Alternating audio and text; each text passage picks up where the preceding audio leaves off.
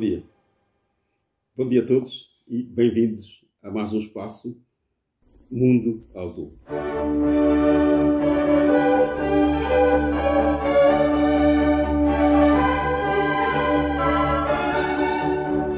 Um espaço dedicado a questões de economia, ambiente e defesa do consumidor. Hoje, em particular, vamos iniciar o tema deste mês de março, que será a volta do consumidor. Porquê? Porque o mês de março é mundialmente conhecido como o mês dos consumidores. Vamos sempre deixar, no fundo, sempre que possível, uma imagem sobre o conflito, o ataque da Rússia à Ucrânia, que é para nos solidarizarmos também com os consumidores que na Rússia estão a sofrer as consequências desta guerra e que, seguramente, como eu disse no meu comentário último, espero que já tenham visto, estas consequências vão chegar aos consumidores em Moçambique por via da subida de preços, sem dúvida nenhuma. Meu nome é Francisco Lixuxa, foi sempre um prazer falar para multidões e hoje, portanto, tenho esta possibilidade de uma vez falar para muitos através do YouTube e cada um poder escutar na hora que melhor convier.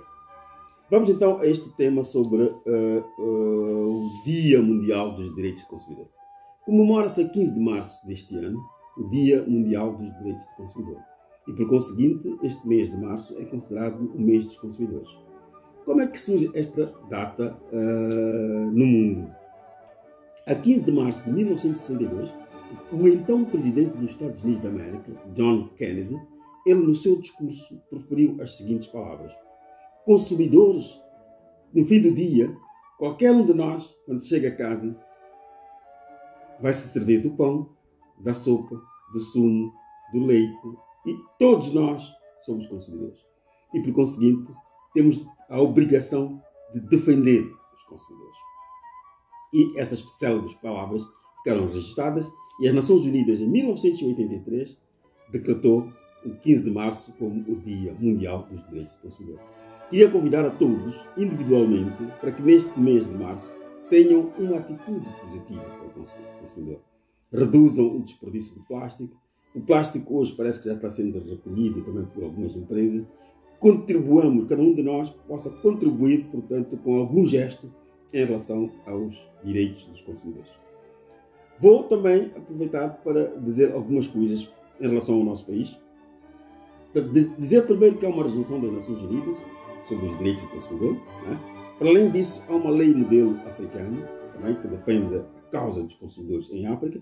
E em Moçambique temos a lei número 22/2009, de 28 de setembro, que é a lei de defesa do consumidor em Moçambique.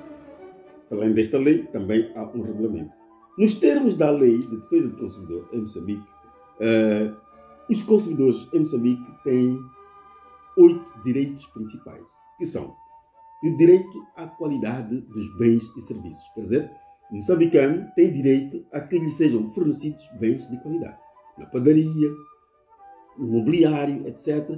É obrigatório que os fornecedores de pão, os fornecedores de farinha, os fornecedores de tomate, de enlatados, de bolachas, de biscoitos e os fornecedores de serviços também. As telefonias móveis, os serviços de transporte, etc. têm a obrigação, os serviços de saúde, têm a obrigação de prestar serviços de qualidade. Portanto, este é o primeiro direito dos consumidores em Moçambique. O segundo, os consumidores têm direito à proteção à vida, proteção da vida, da saúde, da vida e da segurança. Portanto, é obrigação do Estado, essencialmente, a proteção da vida dos cidadãos. Não permitir que os cidadãos sejam atacados. Portanto, o conflito na Ucrânia, do que nós estamos a falar, é um ataque aos consumidores. Os consumidores têm direito a serem protegidos nos seus países. Portanto, o exército ucraniano está a proteger os seus cidadãos, está a proteger os seus consumidores. O que o exército moçambicano está a fazer em Cabo Delgado está a proteger a soberania, está a proteger o seu cidadão, está a proteger os consumidores. Portanto, temos direito à proteção à vida. Por isso que temos polícias nos nossos bairros, temos esquadras, que é para proteger a nossa vida. É um direito que nós temos. Os consumidores têm direito à informação e à educação. Portanto, é obrigação do governo, é obrigação das entidades públicas educar a sua população, informar. ter acesso à informação da rádio, ter acesso à informação da televisão é um direito. As rádios comunitárias, nos bairros, etc., para que saibamos o que está a acontecer no país e no mundo, é um direito que, como consumidor, nós temos. Temos direito também à proteção dos interesses económicos. O que é a proteção dos interesses económicos? Atenção, eu já falei deste assunto antes, só que é muito mais direcionado. Não me podem vender um globo destes a 200 mil meticais, não é? Mas também, bom, isso é irracional. Não, eu hei de duvidar se me venderem um globo destes a 5 meticais. Ou foi roubado, ou etc. Poderia ter problema. Portanto, nós temos que estar protegidos em relação à venda daquilo que corresponde ao preço. Se o pão é de 200 gramas, então temos que pagar pão de 200 gramas, não pagar pão de 200 gramas e ser-nos fornecido um pão de 100 gramas. Aqui entra o INAI para controlar se o que nós estamos a pagar pelas bolachas, se o que nós estamos a pagar pelos televisores, se o que nós estamos a pagar pelos megabytes, pelo crédito que nós recebemos, se corresponde ao que nós estamos a pagar, o que depois estamos a utilizar, este é um direito que o Estado tem que nos assistir. Naturalmente que as organizações de defesa do consumidor, elas apoiam o serviço do Estado, mas é obrigação do Estado, portanto, proteger os interesses económicos. A assistência jurídica, consequente, não é? Os consumidores, sobretudo no ato de consumo de bens e serviços, têm direito a uma assistência jurídica permanente, imediata. Portanto, o processo de reclamação em relação a uma camisa, a uma calça, a um telefone que não tem qualidade ou a uma mobília sem qualidade, é um direito que deve ser assistido de imediato pelos tribunais. Não deve levar anos e anos, não é?